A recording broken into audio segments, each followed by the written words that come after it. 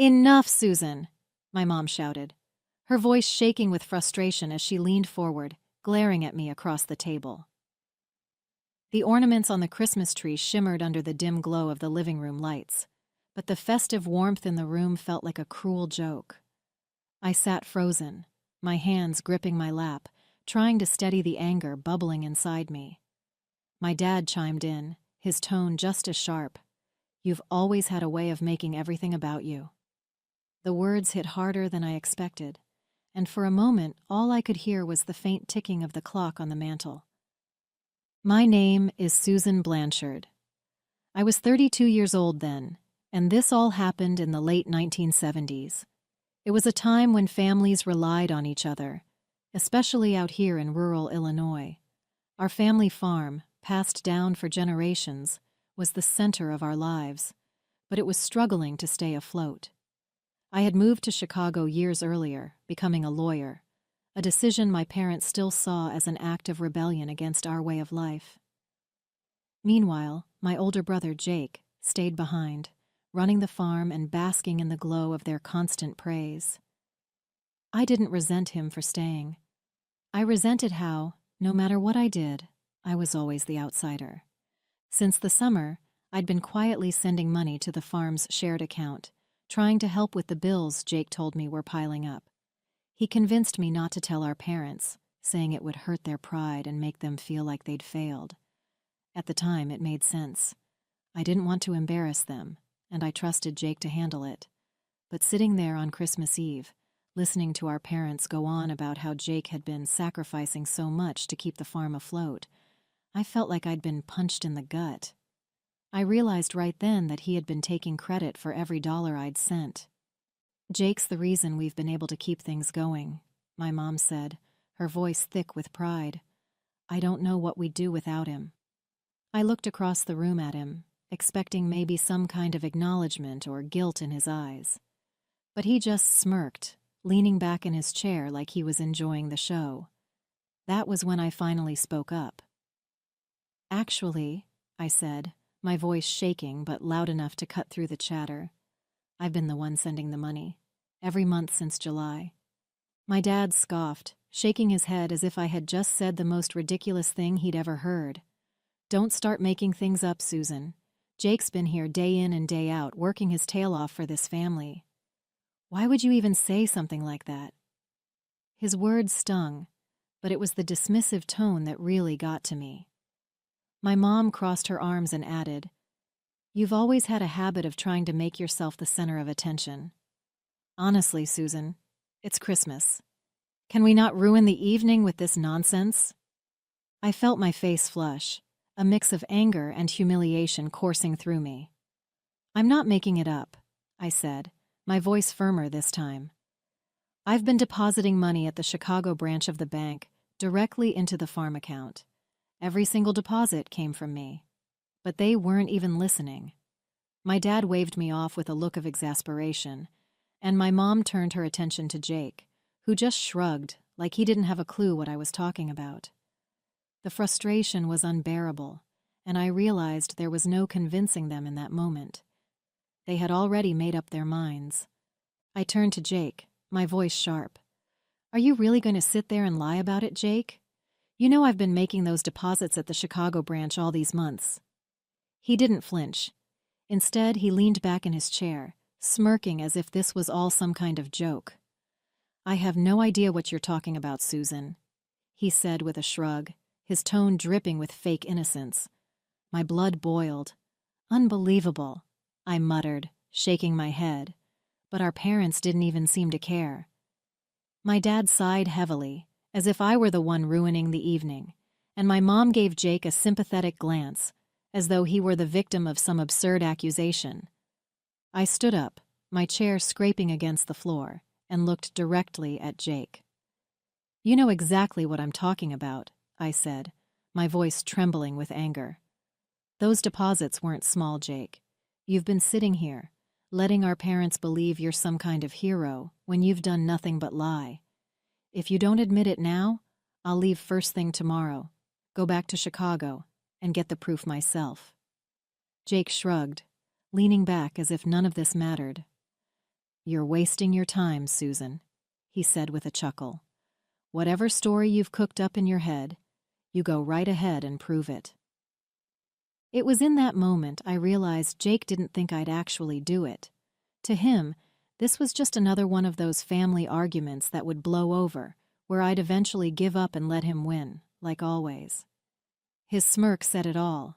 He thought I'd back down, too afraid of the fallout to follow through. But that only fueled my determination. I wasn't going to let him keep getting away with this. Not this time. He'd taken advantage of me, lied to our parents, and sat there soaking up their praise, all while treating my contributions like they didn't exist. No, I was going to Chicago, and I was going to make sure everyone knew the truth. Early the next morning, I packed my bags, unable to face another moment in that house. I told our parents I was leaving, and predictably, my mom sighed, her voice heavy with disapproval. "It's Christmas, Susan," she said, as if I were the one ruining everything. My dad didn't even look up from his coffee. "Can't go a single holiday without causing a scene," he muttered. Jake barely hid his grin, lounging smugly in his chair like he'd won. But I wasn't staying, not with everyone acting like I was the problem. I knew the banks would be closed, but I didn't care. I just needed to get out of there, away from their judgment and his lies. The drive back to Chicago felt endless, the roads eerily quiet, with most people home celebrating with their families. I gripped the wheel tightly, the cold winter air seeping into the car despite the heater blasting. My thoughts churned, replaying everything that had happened the night before. Jake really didn't think I'd go through with it. That much was clear. He probably expected me to stew in silence, too intimidated by our parents' blind faith in him to actually leave. But this time was different. I was tired of being dismissed, tired of letting him walk all over me. As I drove past snow-covered fields and frozen lakes, one thing was certain. I'd get those receipts, and I'd make sure the truth came out. When the banks reopened a few days later, I went straight to the Chicago branch. It was bitterly cold that morning, the kind of cold that stung your face and made every breath feel sharp. As soon as I stepped inside, I headed straight to the counter, where a middle-aged teller greeted me with a polite smile. "Good morning," he said. "What can I help you with today?" I explained, carefully but firmly, that I needed copies of every deposit I had made to the Blanchard farm account since July.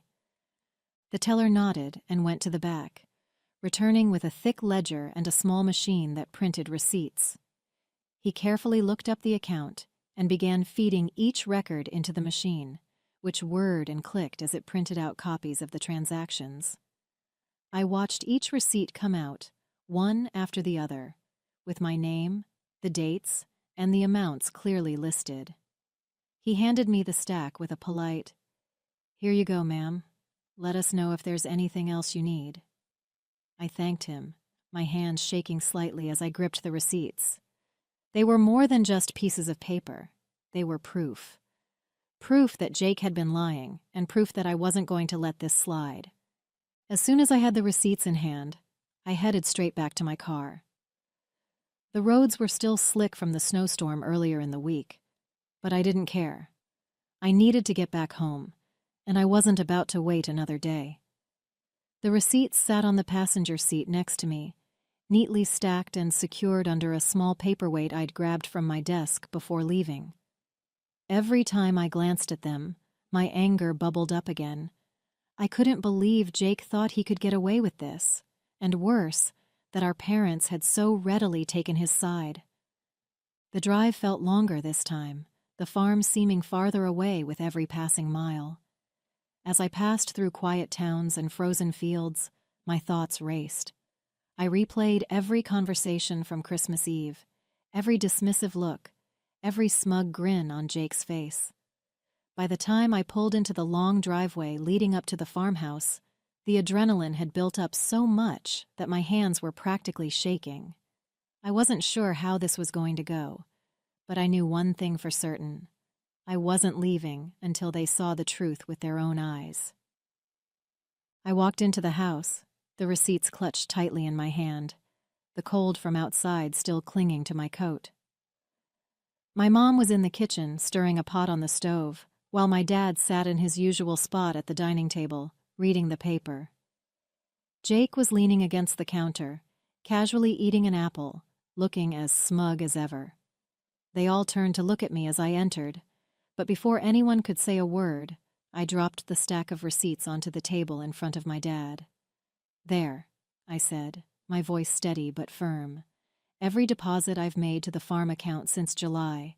It's all right there. My name, the dates, the amounts." My dad put down his paper, frowning as he picked up the receipts and started looking through them. My mom came over, wiping her hands on a dish towel, her expression skeptical at first. Jake didn't move from his spot, but I caught the way his smirk faltered for just a second. This can't be right," my dad muttered, flipping through the pages. "Why would you do this, Susan?" My mom's eyes narrowed as she leaned in to see for herself. "Jake said he's been covering everything," she said, her voice a mix of confusion and disbelief. I turned to Jake, meeting his gaze head-on. "Well, Jake?" I asked, my tone sharp. "Are you still going to lie about it now?"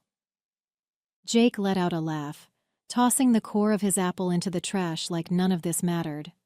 "Susan, I don't know where you got those, but they're not real. You probably forged them somehow to make me look bad." His tone was calm, almost mocking, and it made my stomach churn. I looked at our parents, expecting at least a flicker of doubt in their eyes, but instead, my dad shook his head, his face dark with disapproval. "Susan, what's gotten into you?"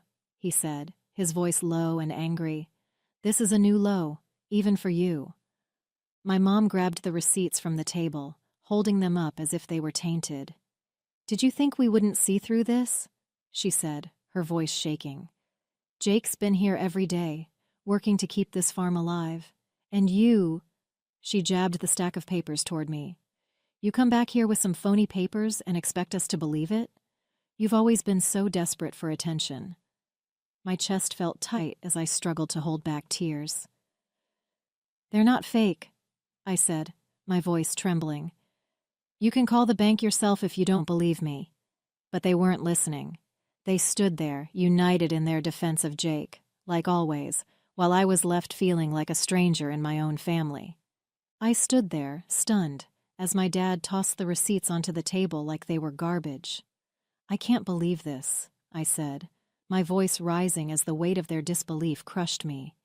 "Even when I show you the proof, right here in black and white, you still defend him? This is unbelievable. I've spent months helping you keep this farm afloat, and all you've done is give Jake the credit and call me a liar." Jake crossed his arms, leaning against the counter with a smug expression that made my blood boil. "Don't be so dramatic, Susan," he said, shrugging like none of it mattered. "You've always been jealous. This isn't any different." I couldn't hold it in anymore. "You know what? I'm done. Don't expect me to ever come back here. I've had enough of this." My mom's face tightened and my dad just shook his head in disappointment, like I was the one in the wrong. Without another word, I turned and walked out, slamming the door behind me. The cold air hit me like a slap, but it felt better than staying in that house for another second. By the time I got back to Chicago, I'd made up my mind. I was done. No more bending over backward for people who couldn't even bother to see the truth when it was right in front of them. The first thing I did after unpacking was call the bank and put a stop to the deposits.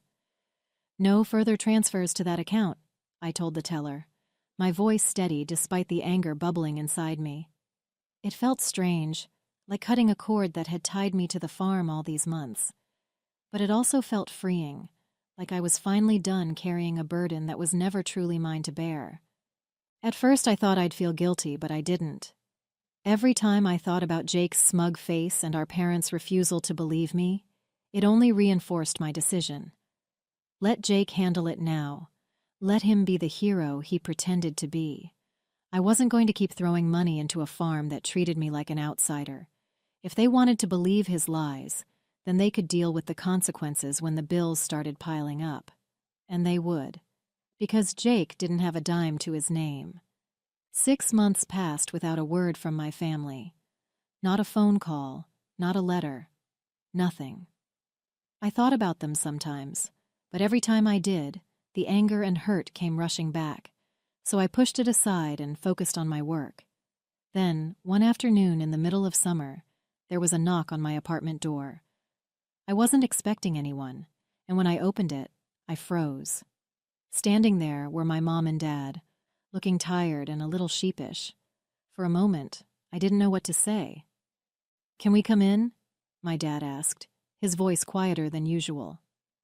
My mom stood next to him, clutching her purse tightly, her lips pressed into a thin line.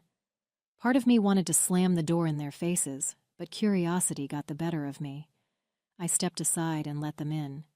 They sat awkwardly on the couch, looking around my small apartment like they didn't know what to do with themselves. "What do you want?" I finally asked, leaning against the armrest of a chair, my arms crossed. I wasn't in the mood for small talk. Whatever they had to say, I wanted it out in the open. My dad cleared his throat, staring at the floor like it might give him the words he needed. "Susan," he began, his voice quieter than I'd ever heard it. "We owe you an apology. A big one." My mom nodded, clutching her purse so tightly her knuckles were white. "We were wrong," she said softly.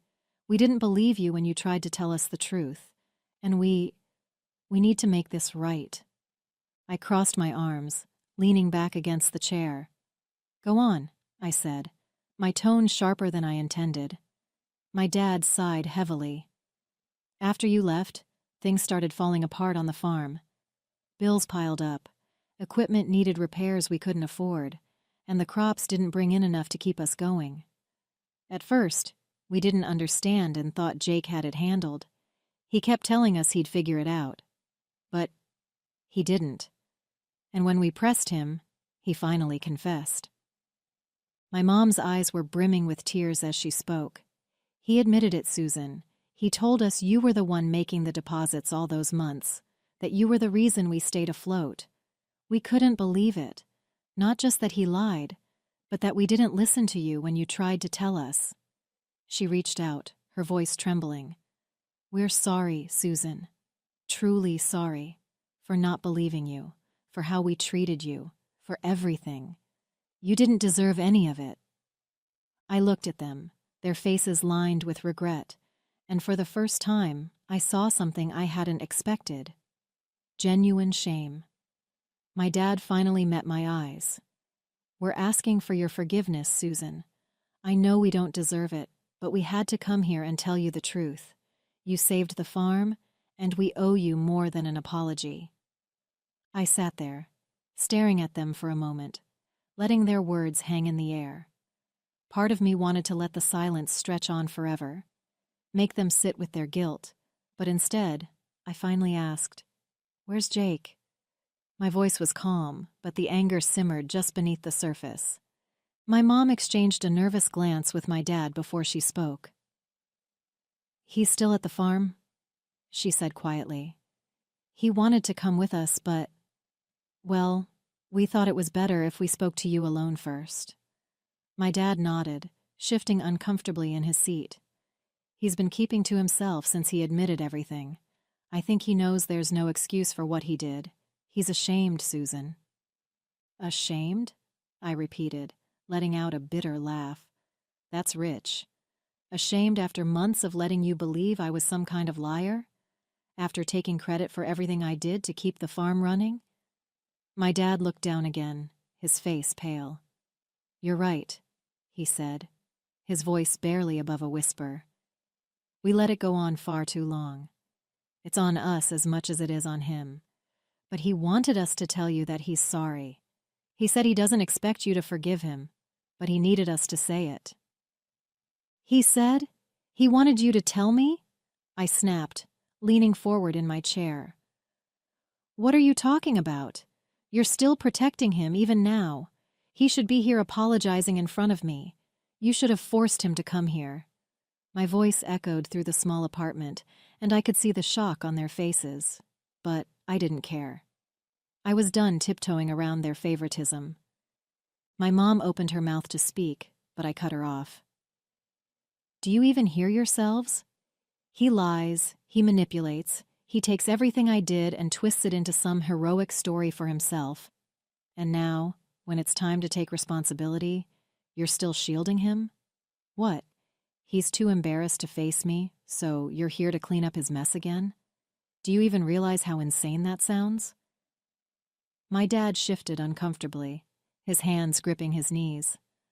We thought this would be easier for everyone, he muttered. Easier for who? I shot back. For Jake? For you? Because it sure as hell isn't easier for me. Neither of them said a word after that. My mom looked down at her hands, twisting the strap of her purse nervously, while my dad stared at the floor, his jaw tight. The silence stretched between us, heavy and uncomfortable, until finally my dad stood up. You're right, he said quietly, not meeting my eyes. We should have brought him. We should have made him face you. I don't know why we didn't. Maybe because we've been making excuses for him for so long it's just what we do. My mom followed his lead, standing up and clutching her purse to her chest. She looked at me with watery eyes, but there was no defense left in her. We're sorry, Susan, she said, her voice barely above a whisper. You deserved better from all of us. Without waiting for a response, they walked toward the door. My dad opened it, glancing back at me for just a moment, his face filled with regret. Then they were gone, the door clicking shut behind them. For a long time I just sat there, the weight of their shame hanging in the room like a ghost. They knew I was right, and for the first time in my life, it felt like they actually saw it too. A week later, there was another knock at my door. I wasn't expecting anyone, and when I opened it, my stomach turned. Jake was standing there, hands stuffed in his jacket pockets, looking about as miserable as I'd ever seen him. Susan, he said, his voice low, almost hesitant. Can I come in? For a moment, I thought about slamming the door in his face, but instead I stepped aside, letting him in without saying a word. He stood awkwardly in the middle of my living room, not sitting down, not taking off his jacket, just shifting his weight from one foot to the other. I came to apologize, he finally said, his eyes darting around like he couldn't bring himself to look at me.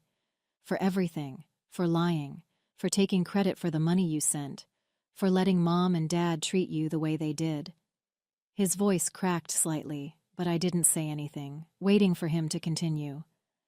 I don't have an excuse. I was jealous of you, Susan. I've always been jealous. You've done so much with your life, and I stayed behind. I thought if I could just keep their approval, I'd feel, I don't know, important, I guess. But it was wrong. All of it. Jake's voice broke completely, and before I could say anything, he dropped his head into his hands and started to cry. Big, heavy sobs that shook his whole body. It wasn't the kind of crying you fake. It was raw, filled with shame, and for the first time I saw just how broken he really was. He didn't try to hide it, and for a moment I just stood there, unsure of what to say or do. After that day, something shifted. My parents didn't call right away, but when they finally did, their tone was different. There was no defensiveness, no excuses, no trying to sugarcoat Jake's actions. It was clear they'd finally stopped protecting him. They didn't openly admit it, but I could tell they were treating him differently. My dad mentioned they'd started handling the farm finances themselves, and my mom let slip that Jake was working to make things right. It wasn't everything, but it was enough. As for Jake, he stayed out of my way after that apology. He didn't try to mend things too quickly, which was fine by me. Trust isn't something you rebuild overnight, but knowing that my parents had finally seen him for who he was and acknowledged the hurt they'd caused me was enough to give me some peace. From that day on, even though things were never perfect in my family, At least they started being more fair. Hey there! Did you like the story? If you did, don't forget to hit the like button and subscribe to the channel. It helps us a lot and makes sure you won't miss out on more great stories we share here. Thank you for watching, and we'll see you in the next one.